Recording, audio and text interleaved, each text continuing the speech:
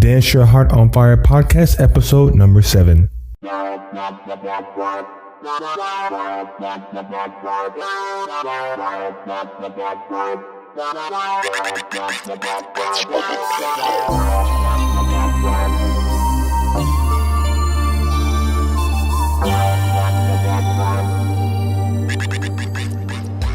Welcome to the Dance Your Heart on Fire podcast, the podcast dedicated to inspiring dancers worldwide whose hearts have been touched by music and dance.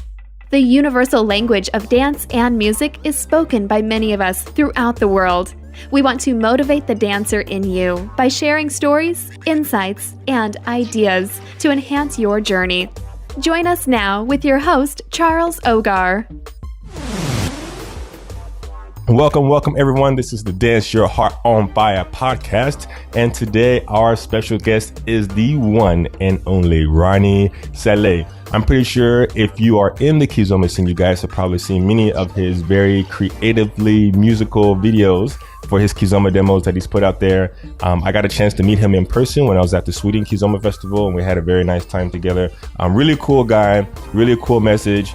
And this is why he's on the podcast today. So I'll go ahead and give him a little time to tell the audience a little bit about who he is and a little bit about what you do today. Thank you, Charles. That was nice words. I appreciate it. Who am I? Ronie Saleh. But actually, I am not Ronie Saleh because I am not my identity, you know? Like, we identify ourselves with our name, with our age, where we come from, and blah, blah, blah. But beyond that, we are pure spirits, right? And everyone is from the same source. But let's go for this and say that I am Ronie Saleh from Sweden. But I just wanted to start by saying that. Okay, awesome. And tell us a little bit about what you do today. Today, I am a professional dancer. So I have the chance to share what I love the most around the globe. And I cannot ask for more in life as it looks like right now. That is awesome. I'm also a full-time kizomba instructor as well. And I know that you have a lot of dance experience, so we're going to get into that as well. Can you go ahead and let our audience know where you were born and raised? Sure. So I was born and raised in the Kurdish part of Iraq. The year was 1989. Then our country went through war. So my parents decided to take us children. So it's me, my 2 brothers, and my sister. They chose to take us to Sweden, which is one of the best choices they ever made, because in Kurdistan there is no couple dancing. Okay. So I'm happy. That's one of the reasons. So we came to Sweden when I was 1.5. So since then I've been living here. In Stockholm specifically? Yeah, in Stockholm. Nice. All right, so you mentioned was it Kyrgyzstan? Kurdistan. That there wasn't any couples dancing. So let's go ahead and hear the story about your very first dance experience, because I'm sure it wasn't kizomba. Oh no. But it's actually linked to kizomba unconsciously.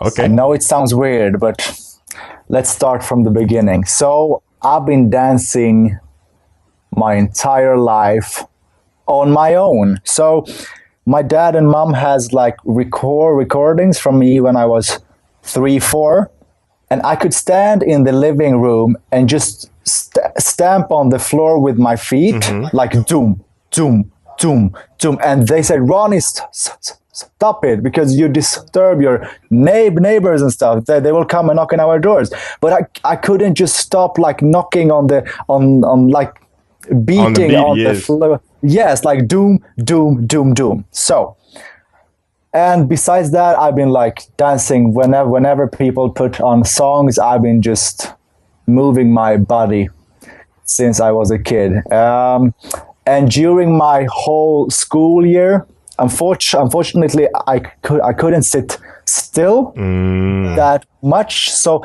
I was like drumming on the tables, you know, and I was like doom da doom da doom da doom da doom da doom da with my hands, and I had no idea what kizomba was.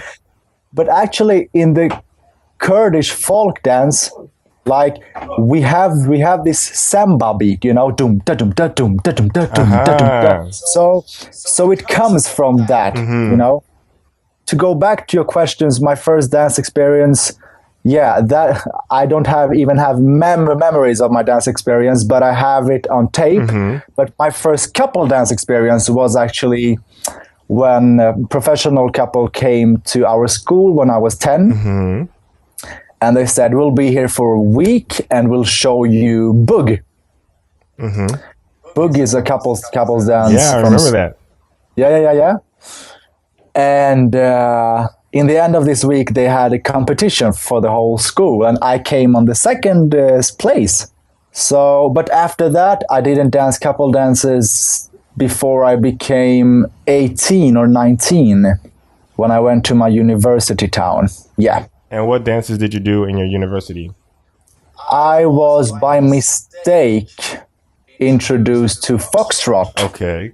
Because I know now you do the kizomba with the Foxtrot, and we talked about that when you're in Sweden. So why was it a mistake? Well, not mistake. Let's say coincidence, because if it wasn't because of that, I don't think we would have talked now. Okay. So we were on our way to a pre-party one night, and I didn't know where we were heading at.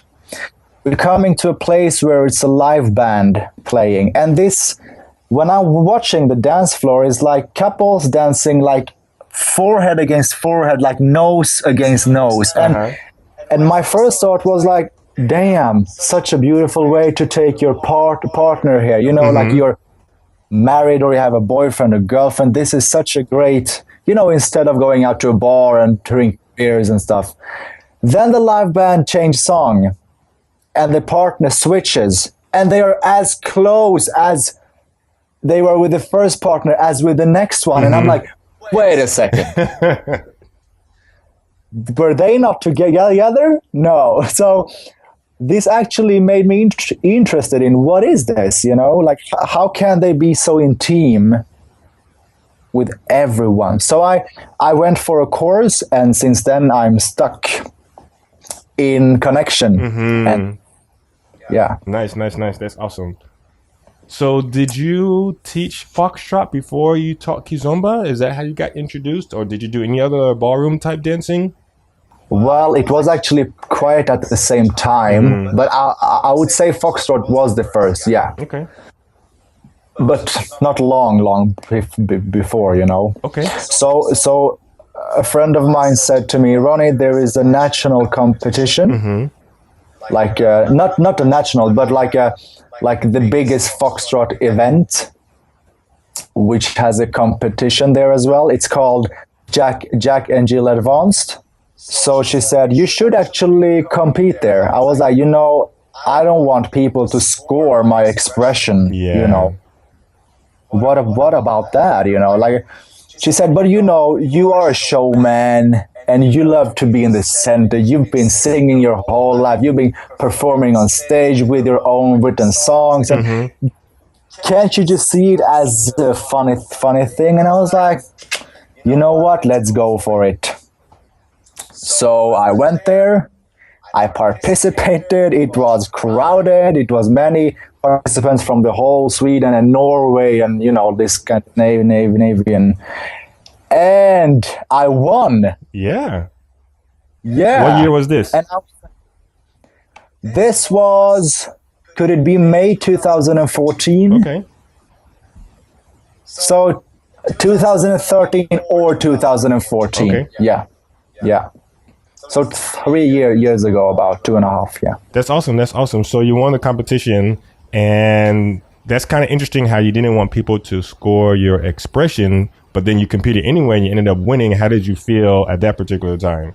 I think I was a bit shocked. I was like, oh, there are like hundreds and hundreds of people who are applauding me. Someone is coming with flowers here. I'm just standing here and don't realizing what just happened. Yeah. So I think that my non-preparation, my spontaneous thing made me win, actually, because I saw that some of the other competitions, they were really, really focused. And I was like, why being so serious, you know? And then I just went in and just did my thing without thinking so much. And then after that, people said, you need to give workshops, man. I was like, no.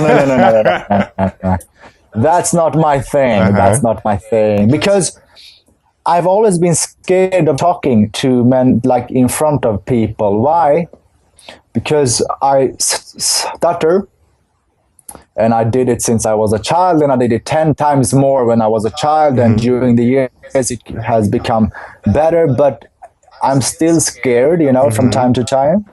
And my worst moments was when we had talking sessions in school, where you need to present your thesis. I know that I could go for weeks and be like, oh, can I do it? What will happen if I get stuck? You know, all these things. So when these people asked me, we want you to give class, I was like, hell no. And maybe that's why I focus so much in my singing and my dancing, because that was the only way for me to show people who I was. Because when I couldn't reach them by verbally communication, singing and dancing was my channels. Interesting. So I definitely, it's awesome to hear everything so far. I want to get into like your first kizomba experience. But before we do that, I wanted to talk a little bit about what you did before you started teaching kizomba. What was your job? Because I know that it ties into the stuttering that you have now. That's true. So can you share with our audience that? Because I think it's pretty awesome. Sure. I share with you everything I've got. When I was 10, 11, that was the first time my mom sent me to a speech and language pathologist who would help me to find techniques to get more fluent in my speech. And I was happy about that. And I went there, and from that session, I knew this is what I want to do when I become an adult. I want to help people with something I know it's tough myself. And that was the case. So when I became 19, I went to university and I studied speech and language pathologist for 4 years. I worked like that for 1 year for a company and 1 year as my own business. And it went really, really well. Like me together with 3 other people, we opened the first stuttering center in Stockholm. Wow, that's awesome. Yeah, and it was a success. But at the same time as we opened it, I started by accident to teach kizomba and Foxtrot. And damn, man, by each month, I was like, oh shit, oh no, Ronnie, grow up. Grow. Don't even think about dancing. Like dancing is a hobby. Keep it as a hobby. And I told everyone, like the closest friends of mine, I said, would you think I would be insane if I left my university or like all the years I put into university and this to dance? He was like, Ronnie, don't even go there, you know? Yeah. But by the month, I went more convinced, and by my fans' response, you know, and I really, really have to thank all my fans and followers, because they were the reason why my self-esteem got stronger and stronger, and why I got more and more convinced about this is actually my mission, you know? That's awesome. So let's go ahead and share with our listeners how you got introduced into kizomba, because it seemed like a lot of things were happening and they were overlapping at the same time. So it's interesting to kind of reflect on all that. Just the best. Exactly. So I was at a Fox course workshop November 2014. And during the break, the teacher played kizomba music, and I didn't know what that was. But I felt my body was like, But I was a bit confused. I was like, hey, why are you playing this music when we are on a Foxtrot course? She was like, oh, haven't you heard kizomba? I was like, no. Then she showed me a YouTube video and I was like, this is it. This is what my life has been waiting for, you know. Do you remember what video it was? I think it was Albir and Sarah. Unsurprisingly, awesome. Yeah, and they looked to have so much fun, you know. And the audience was like smiling, and I was like, I like this and energy. And what I also liked was that it was couple dancing to that great music. You know, I like pops music; it's really really nice. But kizomba music and the ghetto souk music is different, you know. That's awesome. That's awesome. Especially when I come from a background of hip hop and breakdance, you know. At what age were you that you did the hip hop and the breakdancing? As long as I can remember. Like, I never attended regular courses or stuff, but I just put on that kind of music and, you know, started to move. Imitated Michael Jackson and, you know, Yeah, I remember in the performance that you had in the Sweden Kizomba Festival, you did a little bit of hip hop and then you like did the spin on your back. I was like, oh snap. Oh yeah, that's right. That's right. That's awesome. So you saw this video with Albir and Sarah at a Fox Course event. So, okay, this is it. This is what I'm looking for. What happened then? Did you go seek out instructors? Did you go to Kizomba festivals? What happened next? Oh yeah. So I was signing up for a course with Christopher Mankak. Yes, I know that guy. Yeah, so he's also from Sweden. I went 2 regular courses with him. So like 14 weeks, I think. And it was like once a week or something. And I was amazed by his footwork and his technique, you know. I was like, how is that possible? You know?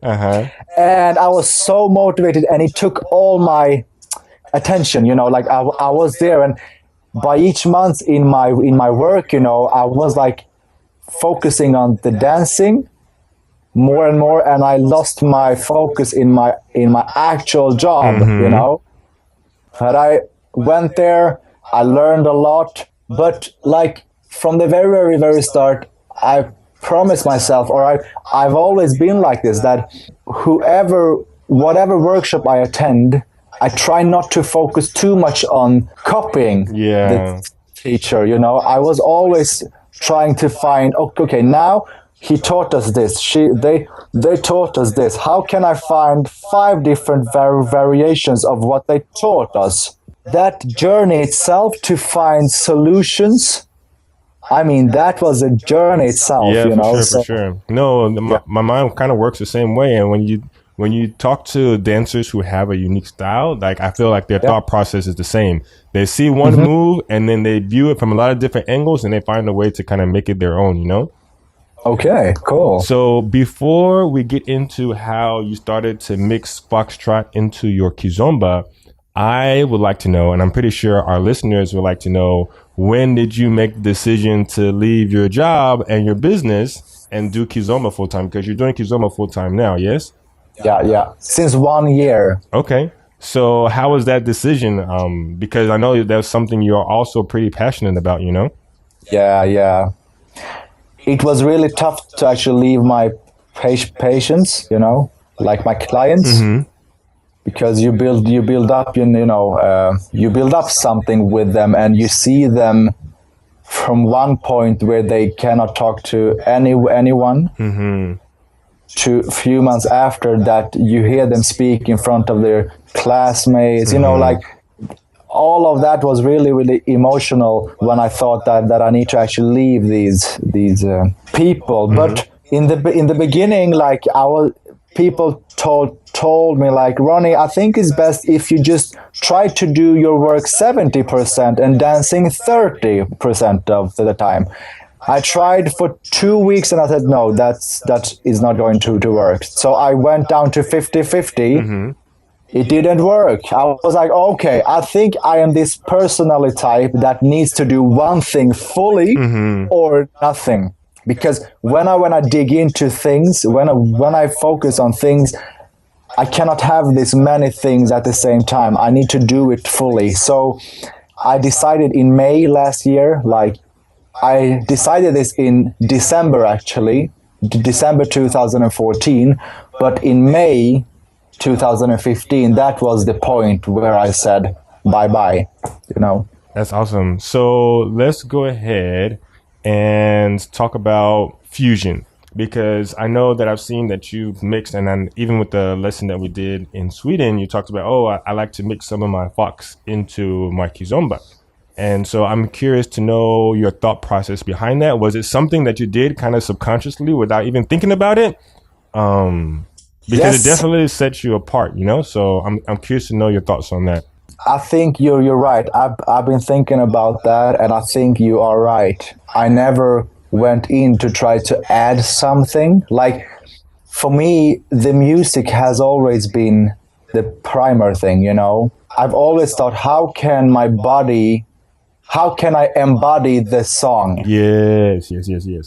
And how can I share that to the one I dance with, you know? So, but I think since I danced Foxtrot since I was 1918, you know, about 10 years now, I don't think I had a choice. I think that all the leading technique and chest connection and this flow, you know, I think that I couldn't separate it when kizomba entered my life. Yeah, so for sure. So it's interesting because, like, when I look at people dancing, like, everybody has their own dance story or their dance history, you know? Just like if you're born in a particular country, let's say you're born in India and you learn to speak English, you're going to have an Indian accent, you know? If you're born in Asia and you learn to speak English, you're going to speak it with an Asian accent. If you're born in the Caribbean and you learn to speak English, it's going to have a Caribbean or accent, you know?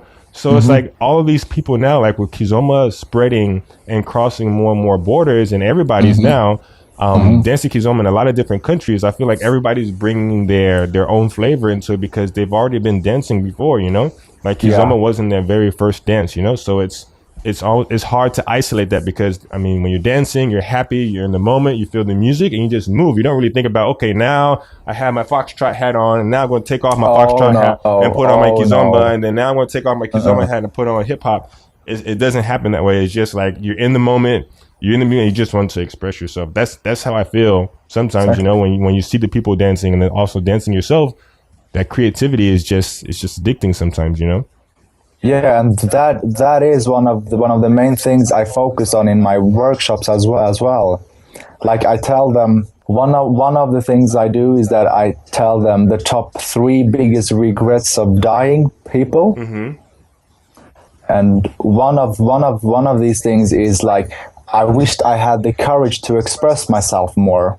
And I think that, you know, like during the years, we are said to, like, people tell us how we should live, you know, how to do things. So by the years, we stop listening to ourselves inside. Like, what is my intention? What is my intuition? What is my expression? So that's why I see that too many fall into this thinking of, in 2 years I will become like him, or in 2 years I'll become like her and move like her. Instead of saying, how do I move now? Like, how do my body interpret that move now? And how can I develop that? Yeah, sure.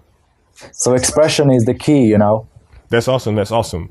So I would like to put a focus now, because I'm also in the same boat of not having an official dance partner. And I know you don't have a dance partner as well. So I'm interested to know, are you looking for a dance partner? Do you think it's better without a dance partner? Because I know, like, for me, not having a dance partner, like, I would like to dance at a high level to kind of continue to develop myself more. And I feel like if you take a look at the kizomba scene in general, like, the best dancers have a dedicated dance partner because they're able to kind of practice consistently, you know?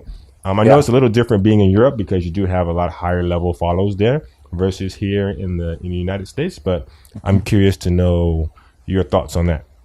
It's a good question, and I've been thinking about it, actually. It's good sides and it's bad sides with both of them, you know. The good sides on doing it on my own is that I need to adapt myself, you know. I need to be open to every new follower that I teach with. So it makes me creating my skills of adapting, Yes, you know. for sure. So, you know, some artists that I've danced with, you could feel that it was not that easy to actually lead them, and you could feel that they were really touched to their dance partner only. Yeah, And for sure. and I heard the same from other leaders as well, that they felt that it was not that easy to actually lead her, because it felt that she was so influenced by her specific dance partner. Instead, I think that it's a good thing to be open to give the space to each new follower you dance with, because that is how the social dances looks like, you know. The bad thing, of course, like, I am a showman and I love to do shows, and I love to develop, you know. And so it's another kind of development, as you say, that I can never go and do too many advanced stuff, because I don't have the time to explore that with a specific dance partner. But I think that we are in different moments in our lives, and my inner voice has always led me in the right path. And right now it says, Ronnie, you're going to do it now on your own, but the future can give you something else. And I'm just relaxed in that flow, you know? I hear you. So it's really interesting to hear that you're open to it, but you're not forcing it to happen. And you're like, whatever happens your way, you're just kind of like comfortable with that, you know? Yeah. That's and awesome. maybe one of the reasons is that I see that the workshops I give are successful, and I see the people's positive response and their comments of them feeling that they develop so much when they take part of my workshops. So I think that since it's going so well, why should I force something else now, you know? Yeah, that makes sense. Let's take a quick moment to thank our sponsors. Are you addicted to neo/urban kizomba? Do you spend most of your free time watching kizomba videos on YouTube and Facebook? Do you daydream about someday traveling to Europe to dance kizomba? If you answered yes to any of these questions, get off your butt and head to the second annual Neo Kizomba Festival in Austin, Texas. We are bringing some of the top European instructors and DJs to you here in the US.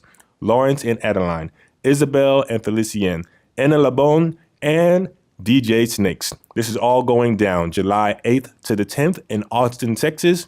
Find out more and grab your pass before the next price increase at neokizfest.com. Again, that's neokizfest.com. Awesome. All right, my next question here for you, Ronnie, would be your thoughts on preserving the traditional culture of kizomba while at the same time following your inspiration and your inner voice to express your creativity on the dance floor. And you've already shared with us, like, you've been dancing since you were a child, even before you knew what kizomba was, you know, and you took the classes with Christopher and things like that. And of course, it's important to know where it comes from, the roots and things like that as well, you know. But also listening to your inner voice is important as well. So do you think about that sometimes, or like, what are your thoughts on that? Yeah. I think that it's important to have the knowledge where this dance comes from, and it shows that you are respecting it as well. With that said, it doesn't mean that you need to limit yourself, because once again, it's the music who decides how you will dance, you know. And one lady told me once something that really touched me. She said, Ronnie, even if I was deaf, I would still be able to hear the music just by seeing you dance. Wow, that's awesome. Yeah, and I was like, oh shit, what should I answer her? I was really touched, you know. And when I've been thinking about it after a while, I think that is because I moved to the music and not to how I should move. Because if I get stuck in what is right or what is wrong, then I will limit my first impression of the song and my first embodiment of the music. So when I hear kizomba, I dance in a specific way. When I hear ghetto souk, I dance in a specific way. When I hear Tarashini, you know, and of course I got inspired by watching some videos, but I don't spend too much time on seeing how other people do. I just spend much time on how do my body respond to this. No, that's good to hear. So yeah, respecting the culture, getting knowledge about it, and trying to feel how does my body move and what feels right, you know. Yeah, sure. And of course, like along my journey, I heard people say, Ronnie, your style is bullshit. That's not real kizomba. That's not blah blah blah. But when you dance on the social dances and you get great response from the dance partners, you're having fun and you cannot stop dancing with each other and more people want to dance with you and stuff, then your self-esteem is getting stronger and stronger. But I'm still humble even if I got like really, really popular on the social dance floors. But that itself is like a receipt that you're actually doing something right here. Yeah, for sure. Because if it wasn't, then I'm pretty sure people would not enjoy dancing with you, you know? Exactly. So before we get into your thoughts on musicality, we were talking on the phone earlier last week, and you told me about your story of you dancing traditional kizomba, and you danced it in a different way with syncopations in a workshop. Can you share that story with our audience? Because I thought it was really, really cool to hear that. Yeah. Sometimes what I do, I think I like to challenge people, you know. So what I did was that I put on a traditional song, but I showed them that you don't have to be that stuck to the beat, even if the beat is what characterizes the kizomba songs the most. Yes. But it doesn't mean that you should ignore the instruments, the voice, the space behind the instruments, you know, like there are so many things to catch in the songs. So what I did was that I showed how I danced to a kizomba song, but not only to the beat. And people liked it, I think. It was like, oh, like I've heard that song many times, but I never thought about dancing to it that way. And yeah. But I think especially if your ear has been trained like from a breaking or a hip hop dance, like the hip hop dancers, they use everything in the music, you know? It's not just the boom, ta, ta, boom, ta. Like you can dance to that, but the hip hop has so many things going on, the breaks, the pauses, and if you watch a hip hop dancer, like they're really expressing themselves to like, they're like really embodiment, or even watching like Les Twins, you know? They like, oh yeah. They really embody the whole song, you know?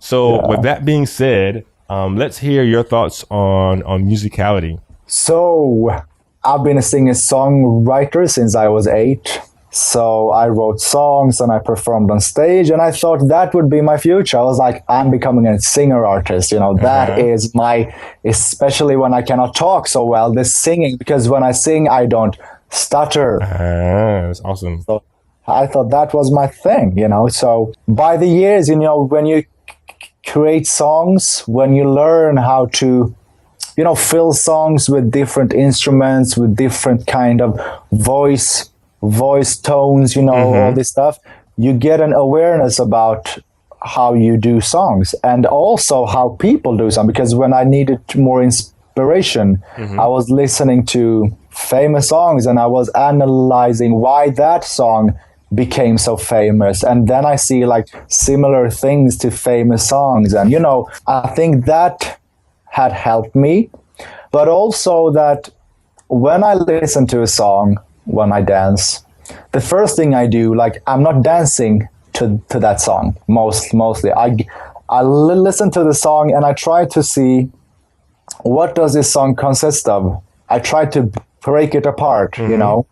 And the second time I listen to it, then I'm focusing on only the voice, like how the singer sings. Next time, I try to focus on what the singer sings. The third time I listen to the song, I try to focus on the guitar, and so on and so on. And that helps me to observe every song that comes after that as well in the same way. Of course, I'm not spending my whole days in like doing this for each song, because sometimes you dance to songs that you haven't heard before. Then by my experience, I know what clues I should search for in the song. It's almost like a musicality muscle that you train, and it becomes better to use on the fly spontaneously. Yeah. So what I also do is that every morning when I wake up, the first thing I do, I put on these headphones that I have on now. I go to my living room and I dance for an hour. So I dance and I try to like focus on different things in the songs I listen to and dance to. Do you listen to specifically kizomba, or is it just a variety of music? I love to listen to kizomba, ghetto souk, tarashinha, samba. Like I like to start my day with the whole spectra, you know. And I think that the best thing is to do it as soon as you wake up, because then your mind is really, really fresh. And I also do that because in my after class demos, when people record me, like in the past, like I could get so nervous that 85% of the moves I knew were gone. I was blacked out. And I was so disappointed of myself. I was like, if you see me in social dances, I'm in a flow. Yes. I totally relate to that. You know what I mean, right? I was so disappointed of myself that I needed to find a way. And I was like, how about starting to dance every morning when I wake up 1 hour, the first thing I do? And guess what? 2 weeks after, I had an after-class demo. I remembered like 85% of my moves and 15 were left. So now I try to come as close in the after-class demos as in the social dance room. You know? So I'm having that same problem right now, because I feel on the social dance floor, like I feel so free, like the cameras are not on. You just flow the music. You're not worried about making mistakes or anything like that, you know? But then like when you do the demos, you're like trying to be proper and things like that. So that's definitely something I'm going to try doing myself, because that's definitely something I am struggling with now to make my demos at the end better. And I think that this is like this development, this motivation to be the best version of you every day. I think that itself motivates me to wake up and do these things, you know, because if I would feel like, this is my biggest advice, for leaders, for followers, for everyone. Always consider yourself being a white belt, you know, like always be open to never see yourself that you know it all. Because that is one of the biggest reasons why I developed so fast, because right now at this very, very moment, I feel like I have 80% left of my capacity. Like I've only developed 20. So I have so much room for new things. Yeah, for growth and for innovation and creativity, you know? Yeah, but what I see that like what I did the first years in my dance, after each dance I danced, I asked the girl, I was like, I'm not going to leave you before you tell me one thing I could have done better in this dance. And some girls said, I have no idea, it was so good. And I'm like, no, I'm not letting you go. Give me one thing. And by each dance, they told you one thing, and I could shape my things like really, really quick. But unfortunately, I know that many leaders get offended when followers wants to help them or tell them what to do. I think that this will like slow your growth so much. Yes. It's really funny that you mentioned that, because in my last podcast, I interviewed Laura Riva, and I'll put this in the show notes for the people listening to the podcast, but it's called What It Means to Follow Like a Boss. And we talked about how much value followers bring to us, especially as the leaders. You cannot get to a high level dance if you don't have a follower there to give you feedback. No, that was too rough. No, that was too strong. Oh, you're hurting me here. This side is too weak. you don't know how your lead feels, so you have to really depend on those follows. And that's something that I try to express in all of my workshops. I'm like, guys, if the lady is giving you feedback, listen to it, because you can, like, I can watch you dance and it may look good, but it might feel like shit, you know? If you don't pay attention to the follows, then it really is going to hold yourself back. Oh yeah. Definitely. One of the things, and since we're talking about social dancing, one of the things that I really enjoyed watching you social dance was that there were a lot of times where your eyes were closed and you're with your partner, and it seemed like you guys were like almost meditating with your partner. So I'm curious, do you practice meditation? How do you bring that energy into the dance with your kizomba? Because it really seemed like you're just having a very nice, peaceful, connected moment with your partner. I do. I've been meditating for 10 years now, about. We have senses, right? So when I close my eyes, I get more into my body and the connection. When I have my eyes opened, the senses, like the touching and the lead, like the connection doesn't become as how do you say, as intense. Yeah, for sure. As if your eyes are open. But of course, I like variation, and I, as a leader, I need to control what I do on the dance floor. So if I would close my eyes the whole dance, then we would be in big danger, you know. So, but I try to variate between closed and opened eyes. But you know, like, they made a study where they had this experience of people watching each other's eyes, and they said to these people, we want you to look into each other's eyes for 3 minutes. And when they did, they realized that, you know, it was a dad and her son. And his son. It was a son and his mom and stuff. You know, like sister and sister, and they realized how much they meant for each other, and they missed each other that much. But it had gone like 25 years, and they have like forgotten the connection between them. And I see the dancing the same way. Like, when we close our eyes, we really share a safe moment with the one we dance with, you know.